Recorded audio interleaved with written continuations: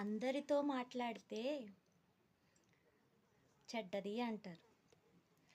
అలాగా మాట్లాడి చెడ్డది అనిపించుకోవడం ఎందుకులే అని ఇంట్లో పని చేసుకుని ఏదో 2 వీడియోస్ చేసి స్టేటస్ పెట్టుకుంటే కడుపు మండేవాళ్ళు ఇది చెడ్డది అంటున్నారు.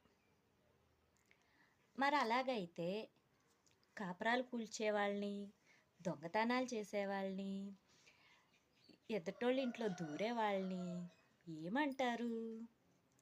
వాళ్ళని మాత్రం ఎవ్వరూ ఏమీ అనలేరు. కానీ వాళ్ళేదో వాళ్ళ లేని వాళ్ళైనా ఉన్నవాళ్ళైనా వాళ్ళ తగ్గట్టుగా వాళ్ళ పనులు వాళ్ళు చేసుకొని 2 వీడియోస్ చేసి స్టేటస్ పెట్టుకుంటే ఎందుకు కడుపు మంట? ఈ కడుపు మంట పని చేసుకునే వాళ్ళ మీద కాదు.